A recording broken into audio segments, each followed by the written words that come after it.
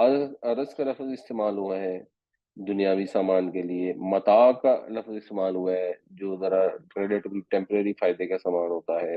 اساس کا لفظ استعمال ہوا ہے جو گھر کی ضرورت کا سامان ہوتا ہے، یہ سفر میں استعمال ہونے والا رحل استعمال ہوا ہے، زاد استعمال ہوا ہے، جہاز استعمال ہوا ہے، یہ سورہ یوسف میں جہاز کا لفظ بھی آیا ہے، رحل بھی آیا ہے، متاع بھی آیا ہے، وعاء آئے گا انشاءاللہ آگے، یہ ایسی بوری کے لیے جس کو منہ بند کیا جا سکتا ہو، پھر اسلحہ لڑنے کا سامان ہے، عدہ جنگ سے متعلق سارے سامان ہیں، نعمہ جو ہے یہ عیش عشرت کا سامان ہے، بدعا یہ پونجی ہے جو کاروبار کے لیے ادا کر لی جاتی ہے، معاون جو سورہ معاون میں آتا ہے یہ چھوٹی موٹی مانگنے کی چیزیں ہیں،